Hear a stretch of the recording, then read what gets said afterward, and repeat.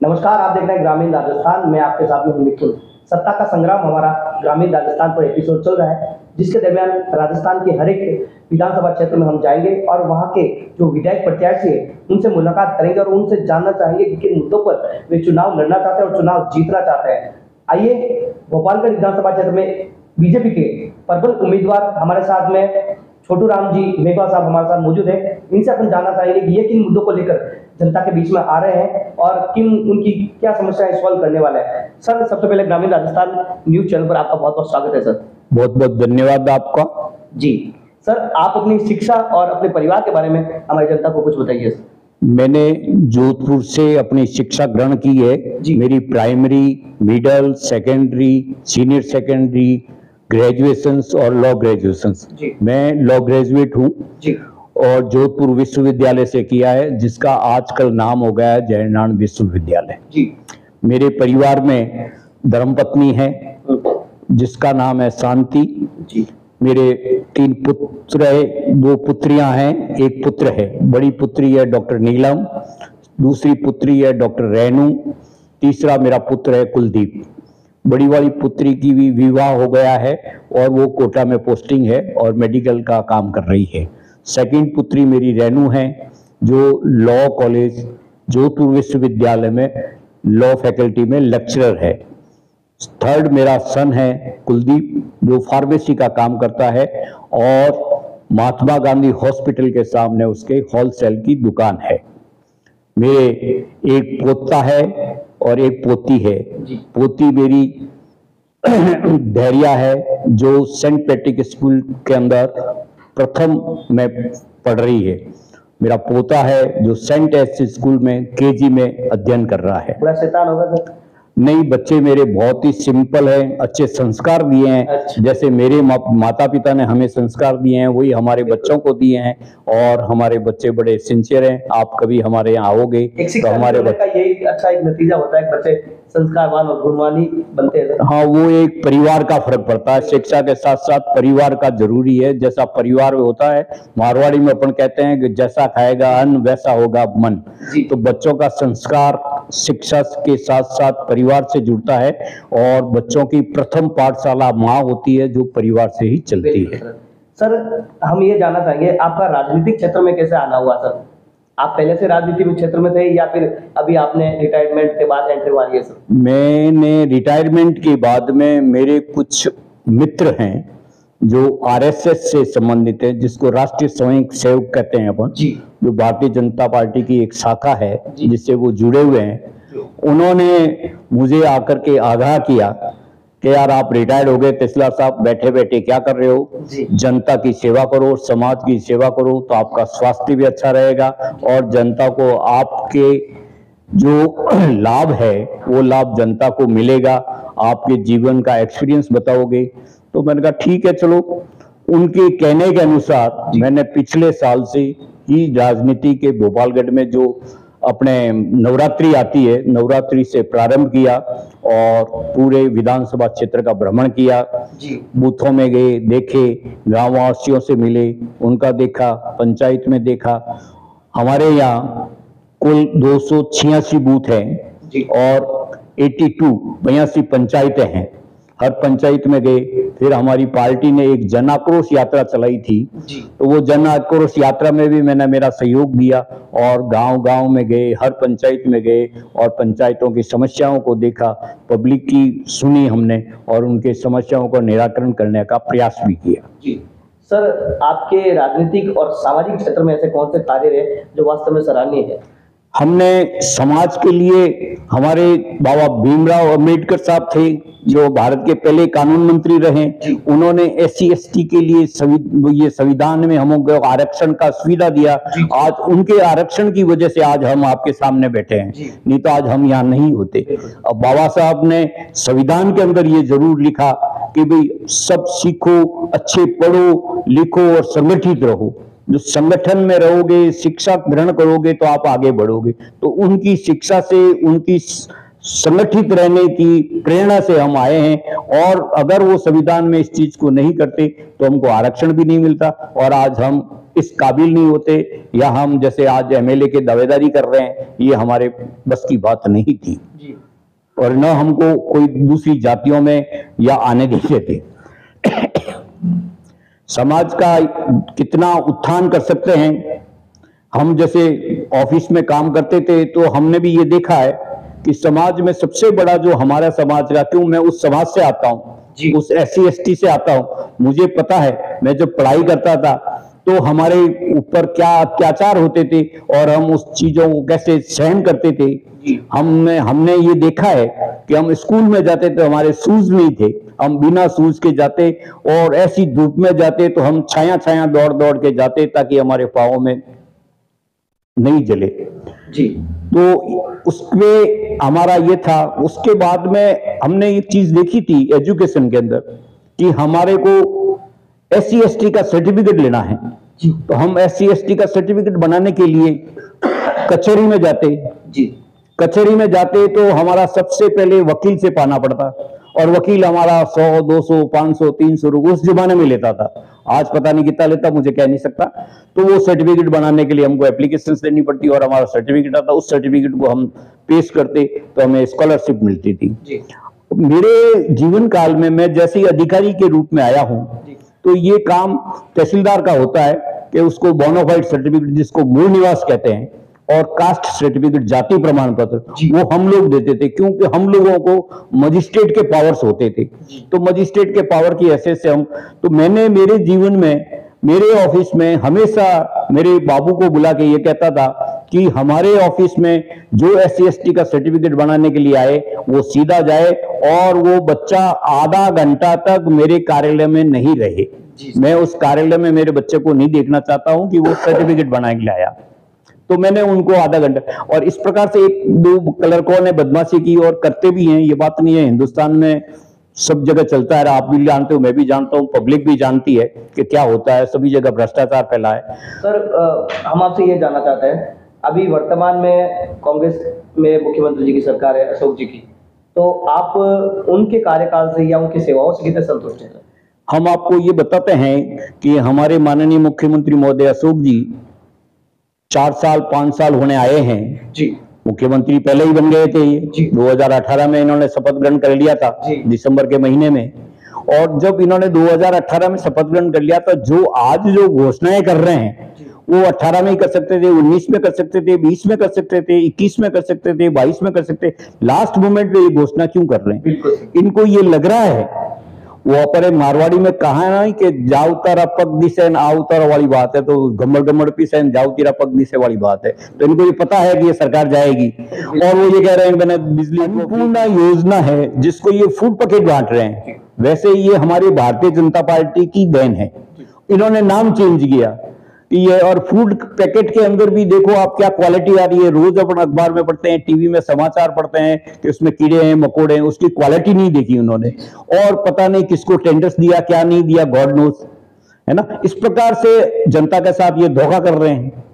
फिर ये जैसे इंदिरा रसोई की बात आई, तो पहले हमारे भारतीय जनता पार्टी ने जो रसोई बनाई थी उसको भी है उन्होंने इसका नाम चेंज कर दिया। जो पैसे कहते हैं कि हमने इनके इतने रुपए दिए हैं पेंशन योजना में, बता रहे हैं कि उन्हें इतने पेंशन दी दी है। हमारे माननीय प्रधानमंत्री महोदय ने, जब हम, आपको याद होगा या आप लोगों ने भी कभी बैंक में खाते खुलाने आपके अपने या भाइयों के माँ बहनों के खुलाने गए होंगे, तो बैंक वाले खाते नहीं खोलते थे, वो कहते नहीं नहीं नहीं पैसे लाओ और जमा करो तो अब खाते खोल। माननीय प्रधानमंत्री महोदय ने जनधन योजना स्टार्ट करके 0 बैलेंस से खाते खुलवाए और सारे बैंक वाले खाते खोले। उस खाते खोलने से आपको और हमको कितना लाभ हुआ कि जो भी सरकारी योजना का पैसा आता है वो डायरेक्ट अपने खाते में आता है, वो बिचौलिया नहीं खा पाते। जब पेंशन की योजना बताया मैंने आपको, जब पेंशन वहां से आपके 500 रुपए स्टार्ट हो गए, अब डाकिया के पास वही बीच में डाकिया आया, फिर के पटवारी वेरीफाई करेगा, पटवारी के ला पाया, पटवारी के बाद में फिर वहां गया तो ला पाया, तो अगले आदमी न तो कोई 500 रुपया मिले न कोई 200 मिल जाता है, तब आप लोग को 150 रुपए मिलते होंगे।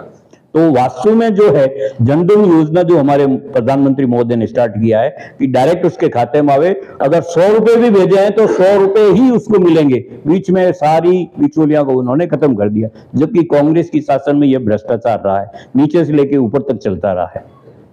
सर हम ये जानना चाहते हैं, जैसे आप अभी भोपालगढ़ विधानसभा क्षेत्र से प्रत्याशी के रूप में दावेदार है सर बीजेपी से, तो सर, इस भोपालगढ़ बेल्ट की विधानसभा क्षेत्र की प्रमुख समस्याएं और मुद्दे कौन कौन से सर, जिन मुद्दों पर आप चुनाव में उतरने वाले हैं सर? मैं आपको आपके टीवी के माध्यम से जी जनता को यह बताना चाहता हूं, भोपालगढ़ विधानसभा क्षेत्र बहुत बड़ा क्षेत्र है।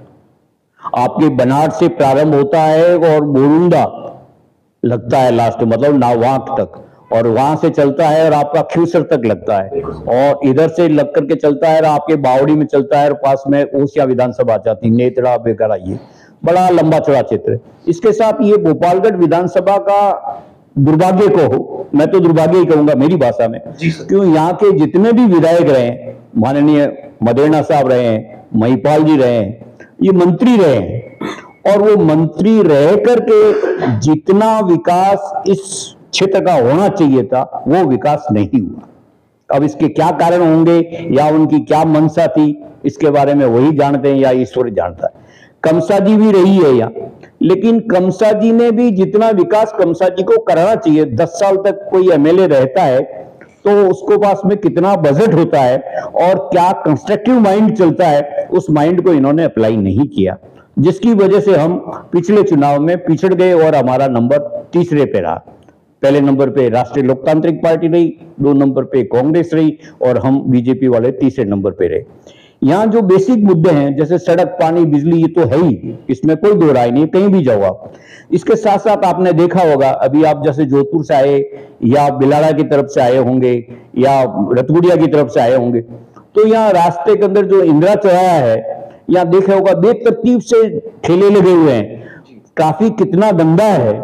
अपन कार को पार नहीं कर सकते, कार की पासिंग नहीं कर सकते, मोटरसाइकिल नहीं चला सकते, बच्चे स्कूल से आते हैं या अपनी वाहन लेके आते हैं, साइकिल आते हैं तो नहीं आ सकते, तो ये बेतरतीब है, ये इनको सुधारना चाहिए। और फिर नगर पालिका बना दी है आपने, और माननीय मंत्री महोदय रहे हैं यहाँ, इतने सालों तक रहे हैं, इसलिए सभी लोग कहते हैं कि इसकी सीट होती है तो चुनाव के अंदर इसकी पूरी हिंदुस्तान की नजर रहती है, राजस्थान नहीं पूरा हिंदुस्तान देखता है भोपालगढ़ का रिजल्ट क्या आया, यहाँ से कौन जीता, वो जीतेगा, वो मंत्री है। तो यहाँ मंत्री की वोट बनना कोई जरूरी नहीं है कि आप मंत्री बनो, आप एमएलए हो, कोई जरूरी, लेकिन आप जनता का कंस्ट्रक्टिव माइंड से जनता के हित के क्या काम कर रहे हो वो देखो। यहाँ हमने देखा है कि हमारे यहाँ फौजी जवान बहुत रिटायर्ड है। जी सर। फौजी जवान रिटायर्ड है तो भारत सरकार की ये केंद्रीय विद्यालय होना चाहिए जिसमें कि बच्चों की फीस नहीं लगती है। केंद्रीय विद्यालय में बच्चे पढ़ेंगे तो फौजियों के बच्चे पढ़ेंगे तो उनको कितना मान सम्मान और आत्मा में संतोष पैदा होगा कि नहीं, हमने एक देश की सेवा की है। जब अपन सोते हैं तो वो हमारे फौजी जो है, जो सीमा पे रहते हैं, वो गर्मी, सर्दी, बरसात, ठंड, वो आपने मिट्टी, बर्फ, उसको सब रहते हैं, और अपन बोर्ड के सोते हैं कि सर्दी लग रही है, उनको सर्दी नहीं लगती है, लेकिन वो हैं तो अपन सेफ है, वो नहीं होते तो आज अपन सेफ नहीं होते। तो इस प्रकार की सरकार को सोचना चाहिए, या हमारे जो नेतागण हैं, हमारे विधायकगण हैं, जनप्रतिनिधिगण हैं, उनको सोचना चाहिए कि भाई इस प्रकार का काम करें। तीसरी बात यह है कि यहाँ जैसे सरकारी आदमी आते हैं, सरकारी कर्मचारी आते हैं, अधिकारी आती हैं, वो आते ही भागने की कोशिश करते हैं कि यार मेरा ट्रांसफर कराओ। वही क्यों? वो इसलिए ट्रांसफर कराने की कोशिश करते हैं कि उनके बच्चे रहेगा। तो सरकार को ये चाहिए, या विधायकगण को ये चाहिए, या जो विधायक रहे हैं उनको भी ये चाहिए कि उनको जो पैसा मिलता है उस पैसे से एक सरकारी कॉलोनी बनाए और उसमें आवास की व्यवस्था करे। तो कोई भी सरकारी अधिकारी कर्मचारी यहाँ से ट्रांसफर होने की चेष्टा नहीं करेगा, क्योंकि उसके बच्चे आएंगे, पढ़ेंगे, उसको सुख सुविधा मिल रही है। यहाँ गेम्स का कुछ भी नहीं है, खेल के मैदान का नहीं है, यहाँ बाबा साहब अम्बेडकर के नाम का भी कोई कुछ भी नहीं है। बाबा साहब अम्बेडकर के नाम का भी नहीं है, जबकि उनके बाबा साहब के नाम का कोई स्टेडियम बनाना चाहिए, जैसे स्कूल बना दे, आवासीय स्कूल बनानी चाहिए गरीब बच्चों के, जैसे जोधपुर में या बड़े बड़े शहरों में, बिलाड़ा में जैसे तिलवासनी में है ना, तो ऐसी स्कूलें बनानी चाहिए जिसमें कि हमारे गरीब बच्चों निःशुल्क पढ़ सके, उनको पाठ्य पुस्तकें मिले, उनको सारा सामान मिले और बच्चों की एजुकेशन बढ़े। गरीब आदमी के पास पैसा नहीं होता, वो पढ़ा नहीं सकते बच्चों को, न अपना कहीं हॉस्टल में भेज सकते हैं, तो ऐसा एक आवासीय विद्यालय भी बनाना चाहिए इनको। और यहाँ आपने देखा होगा पूरी विधानसभा क्षेत्र में कोई भी पार्क नहीं है। कहां तो बच्चे जाएं, कहां बच्चे खेलें, कहां बच्चे कूदेंगे, कहां क्या करेंगे, उनका जीवन ही है। अगर बच्चे अपने इस उम्र में खेल कूद की भावनाओं को नहीं देखेंगे, बच्चे खेलने नहीं जाएंगे, पार्क में नहीं घूमेंगे, तो उनको ज्ञान भी नहीं होगा। शहर के बच्चे को पूछो कि बाजरी क्या होती है, गेहूं क्या होता है, तो उनको नॉलेज नहीं, बाजरी का सिट्टा भी होता है कि नहीं होता है, या गेहूं का वो होता है कि पेड़ होता है, क्योंकि उनको ना देखा ही नहीं है। जब वो ये चीज देखेंगे, उनको पूछो गेहूं ये मोठ और मूंग का कैसे होता है, तिल कैसे होता है, दे डोंट नो, कि उन्होंने जब देखा, वो देखेंगे जब, क्योंकि अगर पार्क होगा तो पार्क में लगेंगे या दिखाएंगे, वो आएंगे घूमेंगे करेंगे, या यहाँ के जो आए हुए हैं सरकारी कर्मचारी अधिकारी गण, उनके बच्चे घूमेंगे देखेंगे तो उनको पता लगेगा। पानी की व्यवस्था है, पीने की पानी की व्यवस्था नहीं है, जबकि राजस्थान नहर में इतना पानी है, और नल की योजना बना करके हमारे भारत सरकार ने जल नल की योजना बनाई, घर घर नल पहुंचाए, लेकिन पानी कहाँ है? टंकियां बनाए, टंकियों में पानी नहीं, सूखी पड़ी टंकियां, जी सर, है ना। जानवर भी पीने के पानी नहीं है, चारा उनका उपलब्ध नहीं है। यहाँ देखा होगा जगह चारों का वो कोई भंडार नहीं बना हुआ है कि भाई आप कहीं गायों को चारा डलाएं या अपने जानवर रहें तो उनको चारा नहीं है, तो वो चारों की व्यवस्था की जाए, वो भी यहाँ नहीं है। स्कूलों के अंदर जाओ तो बराबर के जैसे टीचर से हमारे मुख्यमंत्री जी आए दिन घोषणा करते हैं कि उस स्कूल में इतने अध्यापक है, उस स्कूल में इतने 10,000 टीचर्स लगा दिए हैं, 5,000 वैकेंसी निकाल दिए, 20,000 ये कर दिए। तो आप स्कूलों में जाके देखो, स्टूडेंट है लेकिन अध्यापक नहीं है। जब अध्यापक नहीं है तो विद्यार्थी क्या पढ़ेंगे? तो बराबर उनको विद्यार्थियों को पढ़ने के लिए स्टूडेंटों के हिसाब से, संख्या के हिसाब से उनके लिए अध्यापक गण होने चाहिए। और अध्यापक गणों को भी आप ऐसा है कि एक अध्यापक जैसे बिलाड़ा का भोपालगढ़ का रहने वाला और आप उसको लगा दिया, सांचौर लगा दिया, तो वो अध्यापक क्या पढ़ाएगा वहां? उसका दिमाग तो भोपालगढ़ लगेगा। और एक थर्ड ग्रेड टीचर को क्या पैसा मिलता है आप और हम सब जानते हैं। उसके पास कोई फैसिलिटीज नहीं होती है, ना कोई कार होती है, ना कोई बंगला होता है, ना गाड़ी होती है। साइकिल बड़ी मुश्किल से खरीद के लाते हैं, तो साइकिल से जाएगा, कब वो आएगा तो 10 दिन की छुट्टी लेकर आएगा। अब आप ये बताओ कि अब सांचौर में रहना वाला अध्यापक अगर भोपालगढ़ में आएगा, अपना परिवार से मिलने आएगा, होली दिवाली आएगा, ब्याह शादी में आएगा, मौत मृत्यु में, सब ये सामाजिक जीवन में आना ही पड़ता है। हरे के ब्याह शादियां होती है, हरे के मौत मृत्यु होती है, तो वो छुट्टी लेके आएगा तो बच्चे कितने सफर करेंगे? तो इनको एक ऐसी पॉलिसी बनानी चाहिए अध्यापकों के कि भाई जिस जिले के हैं कम से कम उस जिले में खपाए, जिस सब डिवीजन के हैं उसको उस सब डिवीजन में पोस्टिंग करें, जिस तहसील के हैं उस तहसील में करें, जिस पंचायत के हैं उसको उस पंचायत में करें। तो कोई नहीं भागने की कोशिश करे, बराबर समय पे जाएंगे, समय के बच्चों को पढ़ाएंगे और एजुकेशन अच्छा बनेगा हमारा। जी सर, आखिर में बहुत सारे आपने मुद्दे बताए हैं।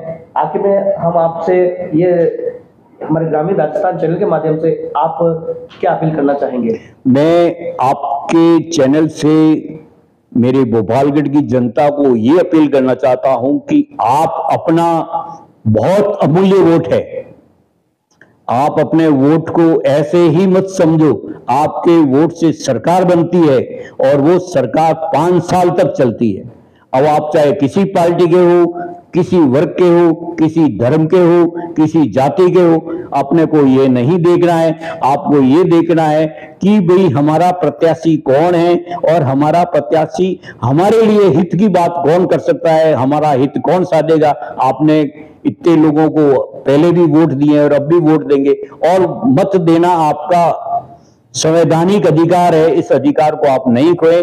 मत को आप सोच समझ के दें और अच्छे प्रत्याशी को आप मत दें जिसका आपका उपयोग हो और आपके मत का सदुपयोग हो और आपके मत के सदुपयोग से आपकी सरकार बने। मैं आपसे यही निवेदन करूंगा और आपसे यही अपील करूंगा कि आप अपना मत है ज्यादा से ज्यादा, हमारी जो पार्टी है भारतीय जनता पार्टी है, हमारे जो नेता है माननीय नरेंद्र मोदी हैं, जो प्रधानमंत्री जी हैं, आप उनको समर्थन दें, आप उनको वोट दें, आप उनको मजबूत बनाएं। अगर वो मजबूत होंगे तो आप और हम सब मजबूत होंगे और हमारा देश मजबूत होगा। बिल्कुल, ये थे भोपालगढ़ विधानसभा क्षेत्र से बीजेपी प्रत्याशी छोटूराम मेघवाल साहब। इन्होंने बहुत बड़े बड़े वादे किए हैं। इनके वादे, इनके जो कार्य है, इन्होंने बहुत सारे गिनाए हैं। अगर मैं सत्ता में, अगर पार्टी और जनता मुझे मौका देती है तो बहुत सारे कार्य करवाने की मैं चेष्टा करता हूँ। अब देखना यह है कि जनता और पार्टी कितना विश्वास इनके ऊपर करती है और अपने दाव पर ये कितना खरे उतरते हैं, ये देखने वाली बात होगी। तब तक के लिए आप देखते रहिए ग्रामीण राजस्थान, सत्ता के संग्राम के साथ मैं मिथुन देव। धन्यवाद। बहुत बहुत धन्यवाद आपको।